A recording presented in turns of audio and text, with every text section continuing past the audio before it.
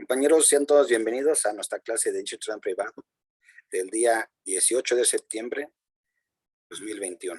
Agradezco su puntualidad y como siempre que me manden todos sus reportes a mi correo. Como ya saben, me tardo a veces en contestar, pero los contesto todos, los leo todos. Así como leo mi periodiquito en las mañanas, ustedes también.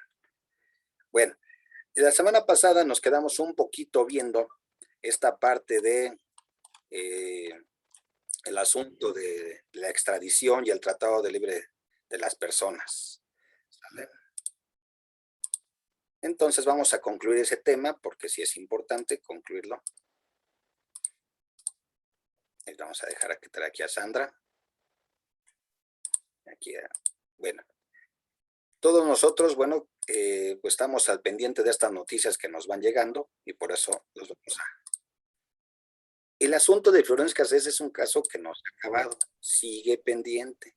Anoche les mandé un video muy interesante donde la entonces secretaria de Gobernación y quien fue ministra de la Suprema Corte de Justicia cuando sucedió este asunto y que fue decisiva para este caso, dio los pormenores jurídicos e históricos de la investigación.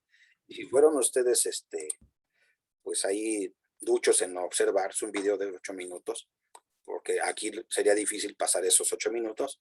Bueno, la secretaria de Gobernación, Olga Sánchez Cordero, explicó por qué en el caso de Florence se violaron todos los derechos, todas las garantías, no se puso a disposición del Ministerio Público a tiempo, fue todo un montaje, las personas que estaban ahí como víctimas pues no cumplían ciertos requisitos de víctimas, que esto está muy cuidaditos, las vendas, en pijamitas, y que se violaron el derecho consular a una debida defensa, es decir, la misma secretaria de Gobernación va a dar todo un antecedente de por qué en el caso era así.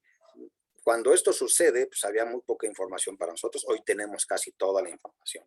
Florence Cassés llega en esa circunstancia, algunos decían, los tratadistas decían que no debía dársele su traslado conforme al convenio de Estrasburgo, pero aquí hay algo importante, este convenio de Estrasburgo, que ustedes ya lo estudiaron, la autoridad se opuso con base en la aplicación de la plenitud de jurisdicción, debido a que los delitos eran considerados como delincuencia organizada. Por eso no se le debería trasladar.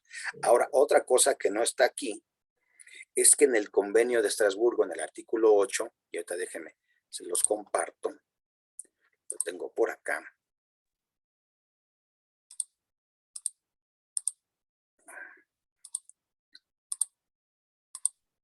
Aquí está, el artículo 8.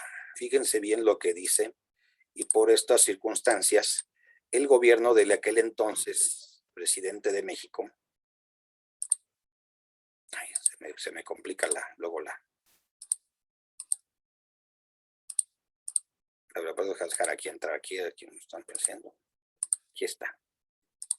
Convenio de Estrasburgo, artículo 8. Tiene esta particularidad el convenio de Estrasburgo. La fracción, el inciso 2. El estado de condena no podrá hacer que se cumpla la condena, si en México, si era el estado de condena, cuando el estado de cumplimiento, Francia, considere el cumplimiento de la condena como terminado. Es decir, queda en el arbitrio del estado donde va a cumplir la condena de decir si era suficiente o no, ya, la pena que le iban a dar. Por este motivo, que no está en el libro, pero sí después salió en otros análisis, se dice que el gobierno de Felipillo de Jesús del Sagrado Corazón, Calderón Hinojosa, dijo, no va para allá. Bueno, no se hizo, es evidente que Nicolás Sarkozy querían llevarse a Florence y decirles, miren, les ganamos a ellos, nos lo trajimos y en 1 o 2 años iban a sacar a Florence, nos iba a cumplir el convenio. Entonces, su sentencia, perdón. Por eso no se daban estas circunstancias para hacerla.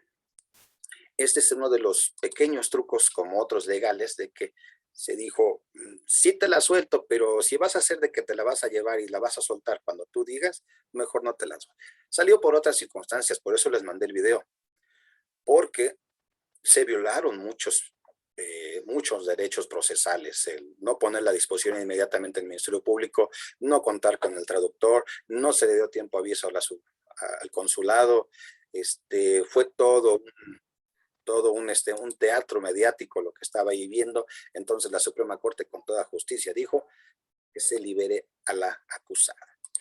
Por eso les comentaba este asunto de Florence, ¿no? Y entonces por eso el tratado, el convenio de Estrasburgo es importante, sí, este caso Cosés no, vamos a llevarlo. Pero esta es una ejecución de sentencias penales. El tratado, ya te traje uno de España que es muy bueno, y este acto, para concluir un poquito, es el acto por el cual, mediante la celebración de un tratado con fundamento en el principio de reciprocidad, el estado donde delinquió y fue juzgada una persona, le envía a su país de origen o de su residencia habitual con el fin de ayudar a su readaptación e inserción social.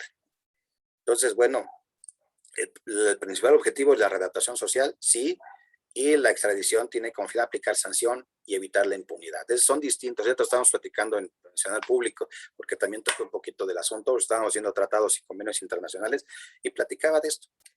Algunos estaban pensando si era lo mismo extradición que la ejecución de sentencias. No, no es lo mismo. En la extradición, el reo no pide o no se toma en cuenta su voluntad de ver si lo quieren extraditar o no. Al contrario, para eso se fugó, para que no lo regresen a su rancho. En el traslado de ejecución de sentencias penales, ¿puedo llevarme a un reo sin su voluntad y su consentimiento? A ver, compañeros. ¿Me lo puedo llevar a su país de residencia o origen sin que él esté de acuerdo en esa circunstancia? No, es uno de sus derechos, que el del consentimiento. Exacto, No, es no el puede. primero. Él debe de estar informado, de saber todos sus derechos y de que se le diga, puedes hacer esto o no puedes tenerlo. Es decir, te puedes quedar, te puedes ir, tú dices, te hacemos el procedimiento, le avisamos a tu consulado, incluso desde que es sentenciado, tienen que avisarle, tienes derecho a esto. Bueno, y eso es lo primero, el consentimiento. Entonces, es para que se rehabilite. Bueno, sí, pero pues esté cerca de su persona. Ya cuando está incluso allá en su país, pues el estado receptor es quien tiene que cargar con los gastos de tener a su angelito, que pues bueno, vino a hacer destrozos por acá. O igual, si nosotros tenemos un angelito que anda haciendo destrozos por otro lado, pues tenemos que regresarlo y acá nosotros cuidarlo. Entonces, esta es la parte del asunto. Déjenme comentarles de tenemos un tratado muy bonito con España.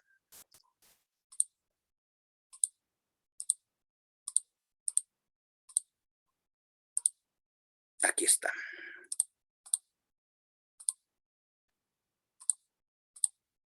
Tenemos un tratado entre los Estados Unidos mexicanos y España sobre ejecución de sentencias penales. Fíjense bien, o sea, está materializado, no solamente tenemos lo que es el Convenio de Estrasburgo, tenemos uno muy especificado con España, en donde estamos teniendo estos acuerdos. Porque, bueno, hay españoles que pueden delinquir o mexicanos que pueden delinquir de ambos lados del mar. Bueno, pues entonces vamos a ponernos de acuerdo. Entonces, en los fines. Estado trasladante, del cual el reo será trasladado. Estado receptor, aquel del cual será trasladado. Bien, aquí hay algo bien importante. Las solicitudes de traslado y la respuesta se formarán por escrito, no solo es verbal, tienes que hacerla por eso. Cada parte asignará una autoridad que se encargará de ejercer las funciones previstas en el tratado, estableciendo comunicación por vía diplomática. Todas estas cosas son formulismos que se deben de llevar. 5. Solo aplicará con arreglo a las condiciones siguientes. Esas son las condiciones, por ejemplo, digamos, tenemos aquí un español, delinquió. A ver, ¿cómo le hacemos? Que los actos o omisiones que han dado lugar a una sentencia penal sean también punibles o sancionables en estado receptor, como lo es en la extradición. Hay la doble tipicidad, debe de la especialidad. Bueno, que el delito no sea político o de índole estrictamente militar, que el reo sea nacional del estado receptor. Si voy a mandar a España, pues solamente puedo mandar españoles. Que el reo no esté domiciliado en el estado trasladante. Bueno, a lo mejor aquí ya lleva 20, 30 años radicando y ya tiene hasta familia, pues mejor déjalo aquí, ¿para qué lo mandas para allá? Que la sentencia sea firme sin perjuicio dispuesto al artículo 17. ¿Qué tenemos por firme, abogados? ¿Qué entendemos? Por cosa juzgada. ¿Qué es la cosa juzgada? O que sea firme. Que no haya recursos pendientes por resolver. Es decir, la cosa juzgada vuelve en blanco lo que es negro y en negro lo que es blanco. Es decir, es la última palabra. Ya no hay más que hacer. Que el reo dé su consentimiento, lo que nos decía Gabriela ahorita. Si no hay consentimiento para su traslado, pues no te lo puedes llevar. ¿Qué tal si ya tiene sus contrapaches, sus amigos y todos, como dijeras, los de Café Tacuba tienen sus pachucos, cholos y chundos? Acá los chompiras rifan, ¿verdad? Dijeran los de Café Tacuba. A propósito de esa canción, tengo un amigo que vivía en Guatemala y le decían a los amigos guatemaltecos que le tradujeran la canción de Pachucos, Cholos y Chundos, que no le entendían. Pues era obvio porque es un lenguaje muy propio de la Ciudad de México. Les tuvo que traducir toda la canción, imagínate, aunque está en español, las tuvo que traducir. Bueno, este consentimiento es indispensable. No puedes trasladar a nadie si tienes. Y el 7, que en caso de incapacidad, el representante legal del reo dé su consentimiento para traslado. Puede ser incluso alguien que esté en un estado mental de no pueda él pedir esto o tenga alguna circunstancia que le impida hacerlo. Que la duración de la pena o medida de seguridad que esté por cumplir en el momento de la presentación de solicitud se requiere en el inciso B, párrafo 2 del artículo 3, sea por lo menos de 6 meses. Hombre, que valga la pena, ¿no? Que te van a trasladar, si va, mejor te quedas aquí si es de ese tiempo. En casos excepcionales, padres podrán convenir en la admisión de una solicitud cuando el término por cumplir sea menor al señalado. Bueno, este es un tratado que aterriza mucho mejor lo que dice el convenio de Estrasburgo, pero está entre dos estados. Hay una vinculación. Bueno, entonces, aquí ustedes lo van a poder leer muy detenidamente, se los voy a recomendar. Todo lo que están haciendo. A ver, Profesor, por favor, ¿podría repetir el nombre del tratado? aquí lo vamos a poner para que ustedes lo vean. Tratado entre los Estados Unidos mexicanos y España sobre ejecución de sentencias penales. A diferencia, fíjense bien de lo que les decía la vez pasada, ¿no?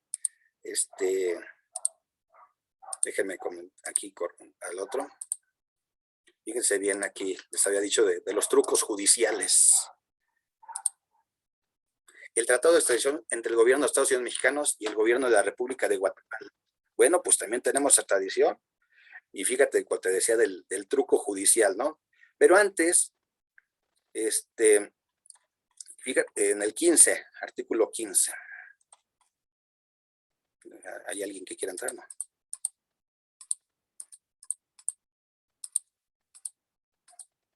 Decimocuarto. El siguiente. Regla de especialidad. La persona reclamada que ha sido entregada de conformidad con este tratado no podrá ser detenida, juzgada o sancionada en territorio de la parte requiriente por un delito distinto a aquel en que se le concedió la extradición, ni tampoco será extraditada a un tercer estado a menos que no haya abandonado el territorio, hubiera abandonado el territorio o la parte requerida hubiese otorgado su consentimiento para que la persona sea detenida, juzgada, sancionada o extraditada. Es decir, este es un truco legal. Cientos, no, estoy exagerando, decenas de políticos, rateros y banqueros de otros años, lo primero que hacen cuando tienen un problema es fugarse del país. Se van a adherir a estos beneficios de la reespecialidad y entonces solamente los vamos a poder juzgar por estos delitos por los cuales van a ser entregados a ser juzgados. Si le vas a encontrar después, no lo vas a poder juzgar o le vamos a tener que pedir permiso al Estado, consentimiento, por eso es que dice, si hubiera tenido su consentimiento para que sea juzgada y sancionada. Es decir, si tenemos más delitos para Javier Duarte que lo trajimos de Guatemala, le tenemos que pedir permiso a los guatemaltecos para decirle, oye, lo voy a juzgar por otros delitos, ¿me das permiso? Entonces, ¿se dan cuenta del truco? Si yo fuera abogado, pues vete para allá. Por eso le dijeron, vete, te quedas en el hotelito, hacemos como que te agarramos, mandamos a las cámaras y te vamos a traer, tu mujer se va a ir allá y va a ser. Es decir, tiene sus virtudes, pero también tiene estas circunstancias terribles. Bueno, tenemos esto. Y ahora, y si vamos un poquito a la ley, ¿cómo no se puede efectuar la extradición? Estoy cambiando un poquito los temas, pero ¿por qué causas no se pueden llevar a cabo una extradición? Vamos a verlo, que no viene, no viene tanto en el libro, pero sí es importante saber por qué razones no te puedes dar una extradición. 7 de la ley. Mande. Si en el país de origen tenía la condición de esclavo, ¿es una? Es que sí puede alcanzar la libertad. Ahí tenemos que ir al caso particular, pero tiene razón. Si era esclavo, evidentemente su condición era casi la de un menor de edad, entonces obtiene beneficios incluso por convenios y tratados internacionales. Siempre, o incluso por la Constitución. Sí se le protegería, incluso podría estar aquí como asilado político. Sí se puede. Habría que encontrarle la solución. Bueno, regreso un poquito a lo que es la extradición. ¿Cuándo no se concede? Bueno, el reclamado ha sido objeto de absolución, indulto, amnistía cuando hubiera cumplido con la condena relativa al delito que hubiera pedido. Cuando falte querella de la parte legítima, si conforme a la ley penal mexicana el delito exige ese requisito, es decir, fuera un delito a solicitud de parte, de querella. haya prescrito la acción o la pena conforme a la ley penal mexicana o la ley aplicable del Estado solicitante. O sea, ya prescribió, ya vive aquí hace años, pues ya no lo puedes extraditar. Y cuando el delito haya sido cometido dentro del ámbito de la jurisdicción de los tribunales de la República. Bueno, si lo podemos aquí juzgar y aquí lo vamos a condenar, entonces la extradición no puede darse. En ningún caso se concede extradición de personas que puedan ser objeto de persecución política del Estado solicitante o cuando el reclamo haya tenido la condición de esclavo en el país donde se cometió el delito. Lo que acabas de decir, si eres esclavo, no lo podemos regresar, imagínatelo, ¿no? La película que les recomendé que vamos a ver dentro de poquito, que es La Amistad, se trata precisamente de unos esclavos que traen del África. Se sublevan contra los esclavistas en el barco y los matan. O sea, los asesinan, los privan de la libertad, pero evidentemente en ese sentido fue por defender su libertad. ¿Cómo los podrías juzgar? Y lo vamos a ver dentro de la clase. No se concede extradición 19 si el delito por el cual se pide es del fuero militar. Es decir, por estas razones, pues no se puede llevar a cabo una extradición y es importante que lo tengamos en cuenta. Ya la extradición es parte de estas condiciones políticas y sociales. Hasta aquí algunas preguntas sobre los tratados sobre la extradición y los tratados de ejecución de sentencias. ¿Cómo lo ven? Ahora, el procedimiento. ¿Cómo se hace el procedimiento de la extradición? ¿Cómo lo vamos a hacer? Lo vamos a tener del artículo 16 al 17. Ustedes, por eso les digo, a veces no es importante que nos aprendamos la ley, sino que sepamos en dónde está. La expresión es por la petición formal de extradición y los documentos en que se apoya Estado solicitante debe tener, primero, la expresión del delito, las pruebas que acrediten el cuerpo del delito, las manifestaciones a las que se refiere el artículo 10, de que no existe, en caso de que no exista tratado, como en el caso no tenemos tratado de extradición con Israel y tenemos a este depredador sexual, que era hasta un conocido conductor de TV Azteca, ¿no? Se las daba ¿cómo se llama? De sofisticado intelectual, ¿no? Pero estabas en presencia de todo un depredador. Pues sí, qué barbaridad. Pero se fugan allá porque aparte, aprovechando su condición religiosa y étnica, pues aquí me van a proteger mis contrapaches. Bueno, pues a ver qué puede pasar. La reproducción del texto de los preceptos de ley del Estado solicitante que definan el delito y determinen la pena para saber si también si esa conducta es punible en México, ¿sí? El texto auténtico de la orden de aprehensión, los datos y antecedentes de las personas reclamadas, que permitan su identificación, bueno, pues para que la ficha roja inmediatamente. Y entonces, estos son todos los requisitos. Sigue ahí los requisitos, ustedes los pueden ver con mayor claridad. Pero básicamente, la parte fundamental es el 16. ¿Qué necesitamos para que lo regresen? Para que lo saquemos, ¿vale? Y es que como tenemos muchos temas hoy, no nos podemos quedar tanto tiempo. Ay, no. Ya. Muy bien, hasta aquí alguna cosa sobre de los asuntos, de los asuntos, ¿no? El Tratado de Estrasburgo, el cumplimiento, ya traté con ustedes lo que tenía en mi lista de pendientes y ya, muy bien. Bueno, hasta aquí tenemos una idea de lo que está. Hay tratados, incluso, pues digo, está la Convención de Estrasburgo, pero también tenemos tratados muy especializados en materia de ejecución de sentencias con países como España, y así podemos tener varios. Bueno, preguntas, compañeros, hasta aquí. ¿No? No, profesor. Bueno. Déjenme ver. El 6, el 7. Profesor, ¿sigue siendo el Ejecutivo, perdón, el que da la última palabra en la extradición, verdad? Sí, la tiene la última palabra, pero pues normalmente cuando ves que te vas a ocasionar más problemas, mejor se los sueltas. Más en el sentido de si son delincuentes muy buscados por la justicia de otros países, pues para qué te echas problemas internacionales. Mejor si les dices, ahí te lo regalo, ¿no? Sí llega a ser un poco discriminatorio el asunto, pero bueno. Muy bien, tenemos ahora esta, pues ya apareció. Muy bien, la capacidad de los extranjeros para adquirir bienes inmuebles. Bueno, este es un tema amplio y variado, ya volvemos a la unidad 7. Chicos, ¿los extranjeros adquieren inmuebles en México? Claro que sí. ¿Pueden adquirir propiedades, manejar recursos? Claro. Ustedes han ido a las zonas hoteleras de algunos paraísos turísticos, en Cancún, en Puerto Vallarta, en Acapulquito, en Huatulco, pues está lleno de hoteles que son propiedad de cadenas extranjeras, no son solamente mexicanas, ¿eh? Hay cantidad de hoteles que son de firmas extranjeras, bueno, pero bueno, son parte de estas inversiones extranjeras. Bueno, entonces, ¿qué vamos a hacer con los extranjeros? Lo primero es el derecho aplicable con relación a los inmuebles. La Constitución, ¿qué nos va a decir en su Constitución? Que tenemos una prohibición de que los extranjeros puedan adquirir bienes en la franja prohibida. Y esta franja prohibida, dice la Constitución, es de 100 kilómetros en fronteras y 50 en playas. Esto tiene un trasfondo histórico derivado de las constantes asedios y luchas que tuvimos con los Estados Unidos, de que enviaban ciertos grupos de avanzada, pues para posesionarse de algún lugarcito, hacer una colonia, y al poquito tiempo entonces pues ya andaban declarando sus independencias. Tiene este trasfondo histórico. O de que se asentaban en una playita y ahí andaban, entonces pues ya querían la protección de su país de origen.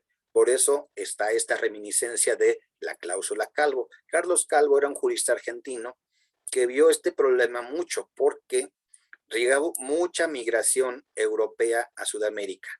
Y estos europeos nunca se sentían pues suficientemente representados por las leyes locales, entonces siempre estaban pidiendo la protección de sus gobiernos de origen.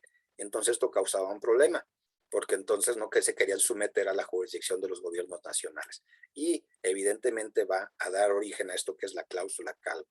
Y nosotros la adoptamos precisamente para evitar este tipo de problemas. Hoy resulta un poco ocioso, pero este es el contexto histórico, que evitar que los extranjeros se asentaran o que tuvieran control de ciertas franjas de tierra de nuestro territorio, en ciertos márgenes, y evitar problemas a 50 kilómetros, porque es lo primero que hacían. Llegaban, se asentaban en alguna franja de la playa y podían en algún momento andar diciendo, pues ya somos independientes, ¿no? Ya. Entonces, ese era el problema. Entonces, por eso no les permitimos, o la Constitución no les dice de otras circunstancias. ¿O ustedes saben otra? Alex Estrada, por favor. No. Es que tengo yo una duda. Precisamente en esta exclusión de extranjeros, no encontré que dijera, por ejemplo, que el extranjero es el accionista mayoritario. Entonces, basta con que se presente, aunque sea con una mínima participación, para que tengan que dar aviso, en su caso, para obtener el consentimiento por parte de la Secretaría. Sí, la misma ley, miren, es que es la misma ley de inversión extranjera le da vuelta a la Constitución y lo dice la doctora Mancilla. O sea, básicamente la Constitución dice por ningún motivo se permitirá, pero después como que en tiempos de otros legisladores del PRI de hace muchos años dijeron, a ver, bueno, no se puede, bueno, pero vamos a hacerlo flexible. Entonces, cuando viene la ley de inversión extranjera del 93, bueno, pues hay que hacerlo flexible las cosas. Entonces, el artículo 1 dice que, bueno, es para producir el desarrollo nacional, ¿no? Pero ya cuando entras en materia de los bienes inmuebles en esas circunstancias, fíjate bien lo que dice el artículo 10, que aquí está por aquí. Alude a las sociedades con cláusulas de exclusión extranjeros en las que no habría problema porque se trata de totalmente mexicanas. Pero si tienen socios extranjeros, tienen que hacer este convenio al que refiere la Constitución. En caso de que surja un conflicto, pues te vas a considerar como mexicano y no acudir a la protección de tu país. Acuérdate de la guerra de los pasteles, ¿por qué empezó? ¿Te acuerdas de ese periodo, de ese pasaje histórico? Un pastelero francés se queja de que le destrozaron su pastelería y al rato estaba reclamando indemnización y diciendo al gobierno de Francia, oigan, estos mexicanos se robaron mis pasteles y se los comieron y no me los pagaron. Y al rato ya tenemos aquí a la diplomacia francesa y a la armada francesa reclamándonos. Cosa que pudo haberse resuelto en los tribunales mexicanos. Pero ese tipo de actos pues nos llevaron a adquirir este tipo de doctrinas, es decir, pues si haces el uso de tus gobiernos extranjeros, pues vas a perder los bienes que en beneficio del Estado mexicano, que es lo que dice la Constitución. Luego dice, la protección de su país solo podrán solicitarla después de agotadas todas las instancias procesales internas y proceder únicamente por rechazo de impartición de justicia o por su denegación. Si después de todo esto, incluso si son asuntos comerciales, acuérdate que hay paneles internacionales, hay arbitrajes internacionales. Entonces tienes que agotar todas las instancias, que de todas maneras se meten los gobiernos, y sí se meten, pero tienen que ser respetuosos de esa soberanía. Ahora bien, esto de la inversión extranjera, pues tiene sus bemoles. Vamos un poquito a la ley, déjenme quitar aquí la pantalla e ir a la ley de inversión extranjera.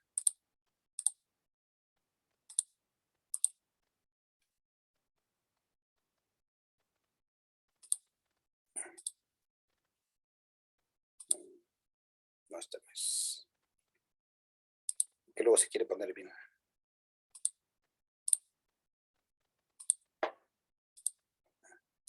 Aquí está ya. La ley de inversión extranjera nos lo va a decir bien en el 10, ¿no? Pero el 10A es más flexible y le va a cambiar ciertas cosas. Ya no va a ser la zona prohibida, sino le va a poner zona restringida. Si quieres obtener una exploración o explotación de minas y aguas en territorio nacional, aquí está Gerardo, fíjate bien, te lo va a poner hasta más sencillo. Solamente tienes que presentar tu solicitud de la Secretaría de Economía, de Relaciones Exteriores, y obtener un permiso correspondiente. ¿Sí? Y cuando el bien inmueble que se pretende adquirir esté en un municipio totalmente ubicado fuera de la zona restringida, o cuando se pretende obtener una concesión para exploración de minas y aguas, el permiso se tendrá otorgado si no se publica en el Diario Oficial de la Federación, dentro de los 5 días hábiles siguientes a la fecha. Es decir, es una afirmativa ficta. Qué bonito, ¿no? Te presento mi solicitud y si no me contestas, ¿qué pasa? Ah, pues ya me dio la autorización. ¿No se te hace que es mucho beneficio? Totalmente. Ya avisamos. Pues es mucho abuso, ¿no? Está bien que el encaje sea bonito, pero Ahora no ya tan ancho. aviso.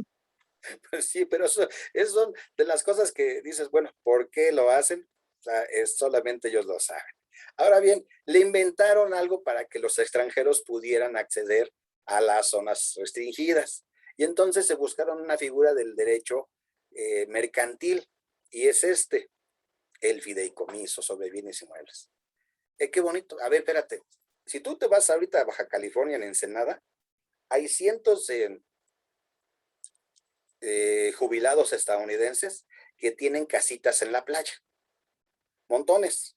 No deberían de tenerlos, porque pues son extranjeros. Entonces lo que hacen es recurrir a estas figuras de los fideicomisos, que el fideicomiso dice requiere el permiso de las Secretarías Exteriores para que instituciones de crédito adquieran como fiduciarias derechos sobre bienes inmuebles ubicados dentro de la zona restringida, cuando el objeto de los fideicomisos sea permitirles la utilización y aprovechamiento de tales bienes sin constituir derechos reales sobre ellos, y los fideicomisos, o sea, si el derecho real es la posesión, ya es suficiente.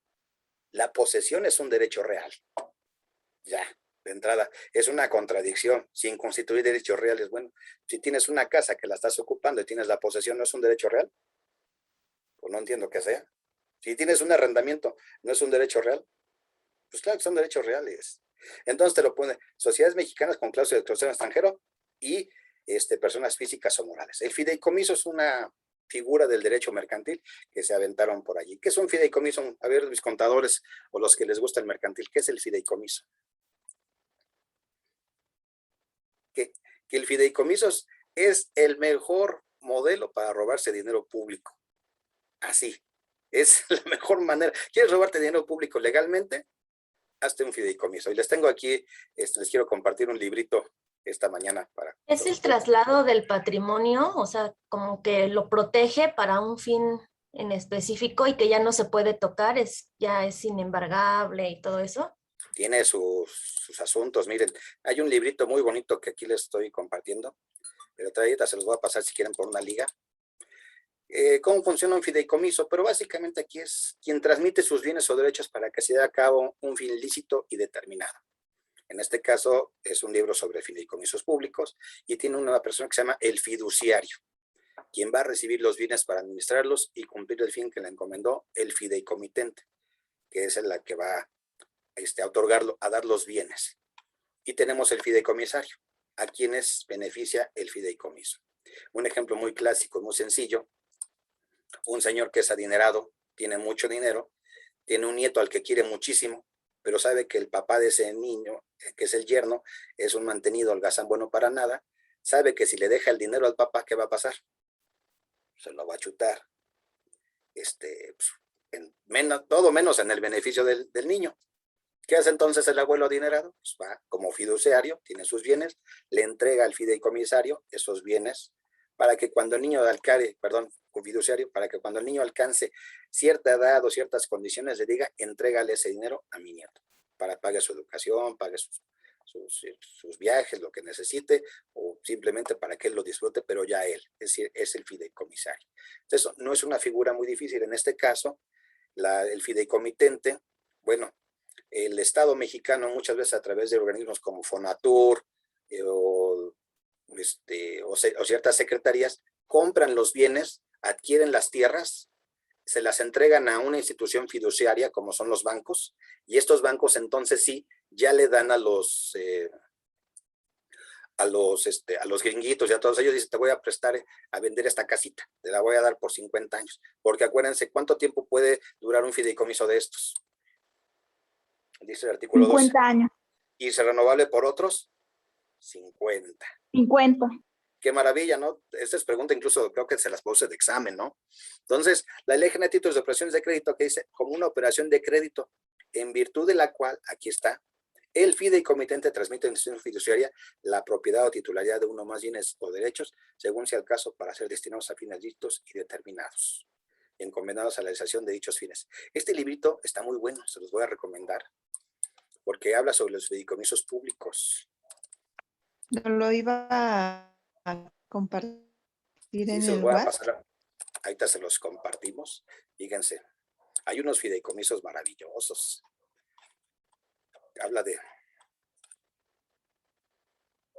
Miren, aquí están algunos fideicomisos que están muy, muy bonitos. Yo te les voy a decir cuál. Quería preguntar así. Ah, no, la página 33.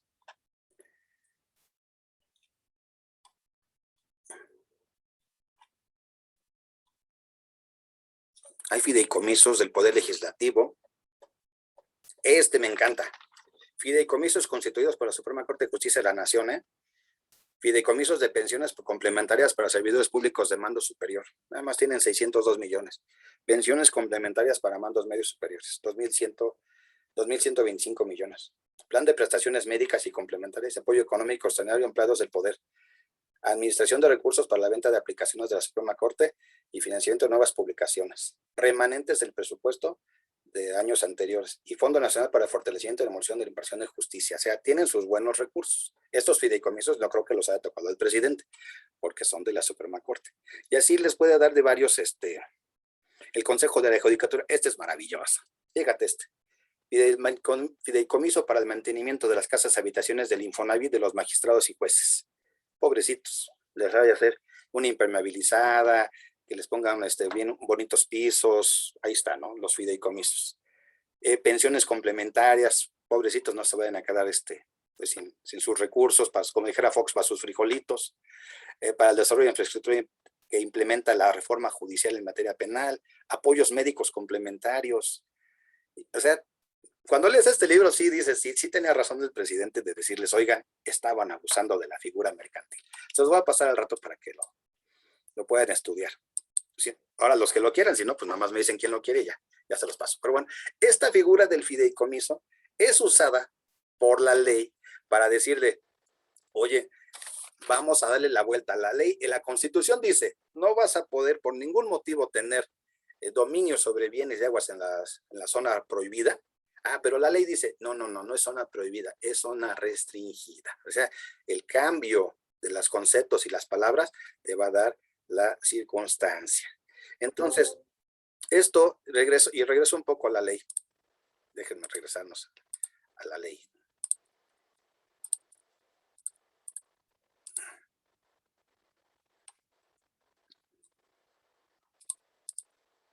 Por eso me gusta a veces esta clase, porque también doy un poco de mercantil, ¿no? Dice, la Secretaría de Acción Exterior resolverá sobre los permisos a que se refiere el presente capítulo, considerando el beneficio económico social que la realización de estas operaciones implique para la nación. bueno, incluso hasta la palabra realización es un anglicismo que usamos ya comúnmente, pero bueno. Toda solicitud de permiso debe ser resuelta por la Secretaría de Relaciones Exteriores dentro de los 5 días hábiles siguientes a la fecha de su presentación ante la Unidad Administrativa Central o dentro de los 30 días hábiles siguientes, si se presenta en las delegaciones estatales. Concluidos dichos plazos sin que emita resolución, se entenderá aprobada la solicitud respectiva. Es decir, ni siquiera tienes que esperar una negativa. Con que no te contesten, es suficiente. Es como cuando invitas a la muchacha que te gusta. Van a cenar, pasean, la dejas en su casa y le das el beso. Y si no te dicen nada, ¿qué pasó? Ya son novios, ¿no? Pues, ¿por eso ya pueden ser novios? Pues no. Pero aquí sí. Aquí si tú presentas tu solicitud y te vas a quedar haciendo todo este asunto, si no te contestan, es suficiente. Yo creo en lo personal que esto hace mucho daño a los intereses de la nación y está desde el 96. Debería de cambiarse en beneficio de los intereses del país. Pero aquí están las circunstancias que nos atañen. Y luego tenemos lo que son los artículos 17 y 17A. Hace poco, y les voy a comentar por qué. Yo soy el gerente jurídico de un organismo para la evaluación de la conformidad de lo que es la ley de infraestructura de la calidad. Como les dije, todos los productos que vienen, incluso estuve revisando contratos de productos que vienen de China, tienen que pasar por estas certificaciones. Y tienen una ley de Hacienda en el que pues, hay códigos y demás, ¿no? De fracciones arancelarias, siempre se me van estos conceptos. Y entonces cada producto dicen que tienen cierto voltaje, ciertas características. Cada producto debe tener una norma oficial mexicana. Chocolates, vinos, quesos, tiene leche, no tiene leche, es imitación, todo. Yo soy ahí el gerente jurídico. Pero muchas de estas empresas importadoras son mexicanas. Algunas están constituidas absolutamente por chinos. Y el único que es mexicano es el gestor o el apoderado legal.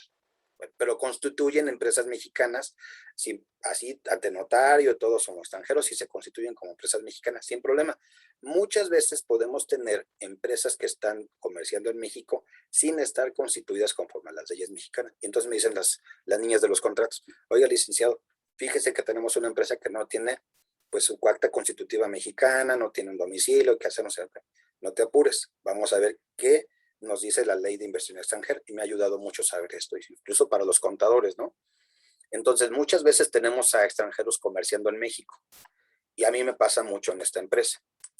Entonces, dice el artículo 7, sin perjuicio de establecido en tratados y convenios internacionales, de los que de México sea parte, deberá obtener autorización de la Secretaría, pero esto está refiriendo a las personas morales. Las personas morales extranjeras que pretenden realizar actos de comercio en la República. Es decir, ok, me está mostrando su constitución de una empresa de un país distinto. Perfecto, la leo. Y si está en español, mejor. Ahora digo, ¿tiene permiso de la Secretaría? Eso es lo importante. Y las personas a que refiere el artículo 2736 del Código Civil, en materia común y para toda la República, pretenden establecerse en la República y que no estaban reguladas por las leyes distintas. Es decir, deben de tener esta representación, sobre todo los autorización. Esto es lo primero que entender. La autorización. ¿Secretaría? ¿Cuál secretaría? La Secretaría, ¿sí? Vamos a ver, ¿de cuál secretaría estoy refiriéndome? La Secretaría de Economía, que es la que va a regular estas circunstancias. La autorización a que se refiere el anterior se otorgará cuando cumplan los siguientes: que dichas personas comprueben que están constituidas de acuerdo a las leyes de su país. Esa es su nacionalidad. Acuérdense que la nacionalidad de una persona moral se determina por el lugar en donde se constituyó, la lex, los y constitución. Que el contrato social, además de los documentos constitutivos de esas personas, no sean contrarios a los preceptos de orden público y establecidos por leyes mexicanas. Es decir, que en su país sea legal vender opio. Y si en su país es legal vender opio, en México, no, espérate, eso no puede ser aquí. No lo puedes vender así nada más. En el caso de las personas a que sea la fracción primera, que se establezcan en la República o tengan en alguna agencia sucursal. Esto es importante, digo a la niña, ¿o dónde está su oficina? ¿Ya te dijo dónde está su oficina? No, licenciado, pero me dicen que no. Que nos digan dónde está su oficina. Y que tengan un representante domiciliado en el lugar donde van a operar. Domicilio y representante legal. Ya que me tienen todo eso, entonces les digo, pásame su contrato y lo vamos a ver. Por eso es importante las inversiones y que nos dice la ley. Me pasa comúnmente allí en la oficina. Incluso les tengo que dar pequeños cursos a las niñas que pues ellas estudiaron comercio exterior. Les digo, a ver, vamos a tomar clase de ley de inversión extranjera. Entonces, todo esto me sirve mucho, sobre todo ustedes van a tener a gente que estén asesorando y que tenga empresas así. Acuérdense, con el 17 y el 17A de la ley de inversión extranjera, ahí está la solución para saber si vamos a comerciar con ellos o no. Hasta aquí algunas preguntas. ¿Mandé? Sí, Alex Estrada, por favor. Es que fue muy rápido usted y entonces ya me confundí. O sea, si yo voy a hacer operaciones con una empresa extranjera, necesito tener toda esta información siempre y cuando yo sitúe mi operación en México. Sí, sí, él está aquí en México. O sea, si él va a hacer actos de comercio aquí en México, en el país, debe de cumplir con lo que dice el 17A, el 17 y 17A. Por eso, pero él puede estar en su país, yo puedo estar Sí. comerciando con él y yo puedo situar mi contrato de lo que sea, Sin sea problema. en su país, supeditándome a las reglas de allá, o si es acá, las reglas de acá. Y si Acuérdate es aquí, que en materia de contratos comerciales e internacionales, las partes deciden el fuero donde quieran someterse para dirimir sus controversias. En este caso estamos hablando de inversiones y actos jurídicos dentro del país. Si tú quieres hacer un trato comercial a distancia con otros países, bueno, hay otras reglas, ¿no? Las reglas de la OMC, las del TEMEC, no necesariamente someterse a esta jurisdicción. Pero si la empresa quiere hacer sus actos de comercio aquí dentro, debe de cumplir estas circunstancias. A lo mejor no quiere venir, entonces desde fuera. Los chinos no necesitan eso, ¿sí? okay. No, solamente si aquí quieren establecerse, pues ya tener una pequeña sucursal. Eso es lo que tienen. Es decir, por ejemplo, estas empresas que yo reviso sus contratos ya tienen aquí una representación. Mandan traer todos sus productos y empiezan a traerlos, ¿no? Tenemos ahorita, por ejemplo, una empresa que trae, es un cliente. ¿Han visto estos sensores verdes que están en los estacionamientos públicos? Y ya cuando está ocupado el lugar, el cajón, se pone en rojo la luz. Entonces ya te indica si hay un lugar disponible dentro del estacionamiento público. Eso ayuda mucho. Bueno, son empresas españolas que luego andan trayendo esa tecnología. Les conviene además mejor a veces constituirse como una empresa nacional con las leyes mexicanas, como una filial incluso de su empresa en España, pero ya con las leyes mexicanas entonces pueden importar, hacer todos sus actos de comercio y sin ningún problema. A veces es mejor que se constituyan como mexicanas, como una filial y sin problemas. Pero bueno, a veces no quieren, entonces tienen que sujetar a estas leyes. Muy bien, continuamos. ¿Alguna otra cosa que tengamos por aquí pendiente? Porque pues en realidad ya casi estaríamos acabando esta circunstancia. ¿Qué más tenemos pendiente con ustedes? ¿No? Les voy a pasar entonces más tarde. Ah, ya sé que tenía yo pendiente con ustedes.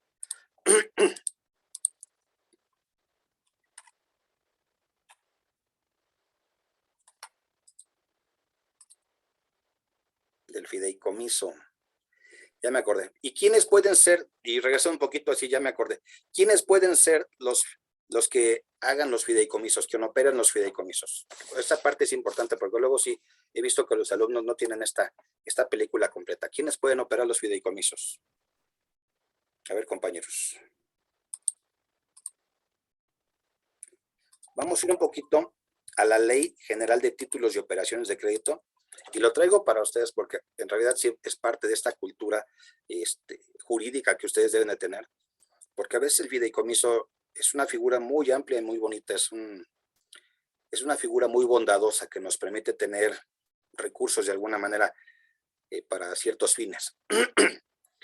Dice el 382 de la Ley General de Títulos de Operaciones de Crédito. Pueden ser fideicomisarios las personas que tengan la capacidad necesaria para recibir el aprovechamiento que el fideicomiso implica. Bueno, pero ¿quiénes pueden ser entonces? Lo vamos a ver entonces en el artículo 395. Aquí está. ¿Quiénes pueden ser? Solo podrán actuar como fiduciarias de los fideicomisos que tengan como fin garantizar el fideicomiso el cumplimiento de su obligación y preferencia en el pago. Aquí lo dice: instituciones de crédito, instituciones de seguro, instituciones de fianzas, casas de bolsa, sociedades financieras, almacenes generales de depósito y unidades de crédito. En general, las únicas instituciones que pueden ser fiduciarias son los bancos. Los bancos todos tienen fideicomisos para todo lo que ustedes requieran. La mayoría de estos fideicomisos funcionan así. Hay otros incluso del gobierno. Hay uno al que yo litigaba en contra de este fideicomiso, se llama el Fideicomiso Fondo Nacional de Fomento Ejidal. Ese es un fideicomiso con fines distintos. Pero en la realidad, en los fideicomisos comerciales o que son los habituales, son los bancos los que están autorizados por la Ley General de Títulos y Operaciones de Crédito para este tipo de asuntos, para ser los que constituyan estos fideicomisos y entonces puedan ellos ser los que den ese servicio a los extranjeros, es decir, van a comprar o adquirir por parte del gobierno federal, que es el que le dice, mira, aquí están estas tierritas, tú las vas a administrar, y los bancos son los que les ponen a disposición a los extranjeros, decir, bueno, te voy a poner para que tengas el hotel o las casas en determinado momento, tantos años, pero con esa salvedad. El extranjero sabe de antemano que está comprando un fideicomiso.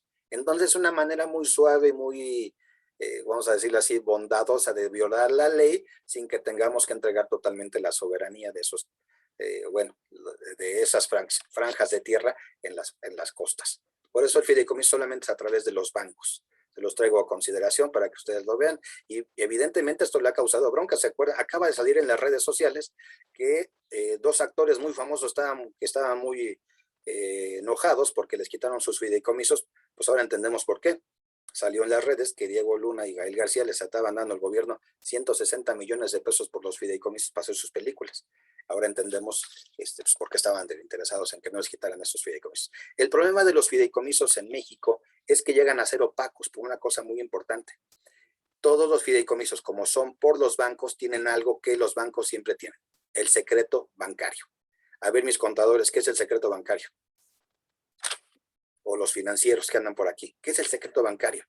Pues no pueden revelar ni las operaciones, ni los beneficiarios, ni los contrayentes de las cuentas bancarias. Gracias, Isabel. Eso es, no pueden revelar. Es decir, oye, quiero saber quién es el beneficiario de estos recursos, aunque sean recursos públicos. No, porque tiene secreto bancario. Entonces llega a crearse una opacidad, una falta de transparencia brutal en estos fideicomisos que llegan a hacer más que nada, pues para desviar fondos, desviar recursos. Es decir, hay fideicomisos muy buenos, sí, los hay, otros que definitivamente fueron creados en proceso para dispersar recursos sin tener necesidad de un comité técnico, que es lo primero que tener un fideicomiso. Un comité técnico, si son orgánicos o no son orgánicos, son comerciales, un comité técnico que diga dónde están los recursos, la rendición de cuentas, no se hace muchas veces, no tienes que revelar a quién le diste o no le diste los recursos. Y sí, tiene aquí razón María Angélica, me está diciendo la mayoría de los bancos son de inversión extranjera. Pues sí, porque esto fue producto de las privatizaciones de los años 90. En los años 90 se dijo que íbamos a democratizar el capital.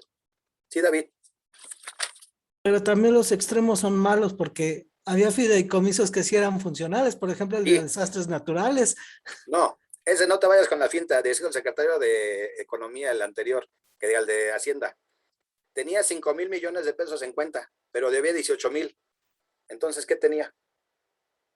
Sí, o sea, la cuestión, o sea, el origen del fideicomiso era bueno, la administración era la mala, y es a lo que voy. Tienes razón. No se deben de eliminar, se deben de revisar y corregir. El problema es que abusaron del mecanismo, y ahorita lo vas a leer, y entonces se fueron al extremo, te los echaron todos. Sí, de hecho, únicos que no se echaron. Sí, conozco muchos de los fideicomisos porque una de mis funciones es la elaboración del presupuesto de egresos. Y pues ahí ves todas las partidas. Y verdad que hay fideicomisos que son de la organización pública, son de la orgánicos, y otros que no son orgánicos. Ahí hay un problema de una dicotomía muy grande. Pero tienes razón, se abusó del mecanismo.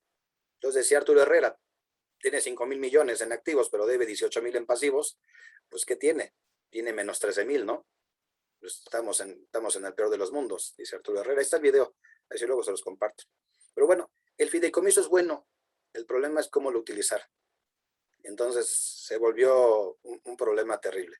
Bueno, y hablando de los bancos, pues sí, los bancos nos han cobrado los intereses que no cobran ni en sus países de origen, como las Afores. Las Afores cobran comisiones que tampoco podrían cobrar en sus países de origen, pero bueno, la mayoría de nosotros, yo me incluyo, estamos en un proceso en el que nos va a alcanzar el tiempo y lo que nos toque de la Afore va a ser apenas el 30% sobre lo que necesitemos para nuestra jubilación o nuestra pensión. El sistema fue creado en Chile a través, precisamente decía, del golpe de Estado de Pinochet, los Chicago Boys, comandados por Milton Friedman. Todo su experimento político, social y económico lo hicieron allí. Hoy los chilenos saben que lo que les va a tocar de su Afore no va a ser suficiente. Pero cosa curiosa, las Afores se las aplicaron a los trabajadores, no al ejército. El ejército se quedó con el sistema de pensiones solidarios que ya tenían desde antes, como el que tienen muchos de nuestros padres y nuestros abuelos. En los años 60, tener un sindicato era símbolo o seguridad de tener pensión, tener seguridad social y tener una jubilación digna. Hoy, muchos de nosotros no sabemos qué vamos a hacer en el futuro, pero es parte de lo que me está diciendo aquí Angélica. Los bancos, bueno, nos van a cobrar y nos siguen cobrando otros. Chicos, pues es una clase muy interesante y sobre de las políticas. A final de cuentas, esto de la ley de inversión extranjera, pues no es más que el resultado de una visión económica de los años 90 que todavía estamos viviendo el día de hoy. Al rato les paso entonces lo que tenemos pendientes. ¿Alguna duda? ¿No? Bueno, pues agradezco las participaciones que hayan tenido esta mañana, muy ilustrativas. Gracias, David, por esos aportes y nos estamos viendo la semana que entra, ¿vale? Gracias, profesor. Gracias, Bueno, profesor. Fernanda, ¿tienes Profesor, algo que decir? un favor, ya agotamos el libro que nos compartió. ¿Cree que nos pueda mandar la segunda parte? ¿De qué? ¿Para la segunda guía? De Mancilla, ajá, de No, la pero profesora. los mandé completos. Ay, no, porque yo ayer bueno, igual tengo otro. Voy a checar, porque el que estoy revisando, el que estoy trabajando, ayer fue como la unidad 7 y ya no tenía más, pero voy a No, revisar. pero sí, si no, te lo vuelvo a mandar.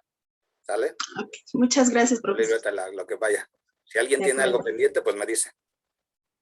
Bueno, Gracias. entonces vamos a hacer un favor. Mándame correo, te lo mando a ti personalmente nada más. De acuerdo, muchas gracias. ¿Vale? Bueno, ok. Nos vemos. Cuídense entonces, Bye. chicos. Profesor, buena tarde. Hasta luego, Un profe. favor, ¿me podría Gracias, agregar al grupo profesor. de WhatsApp? ¿Te agregamos al grupo de WhatsApp?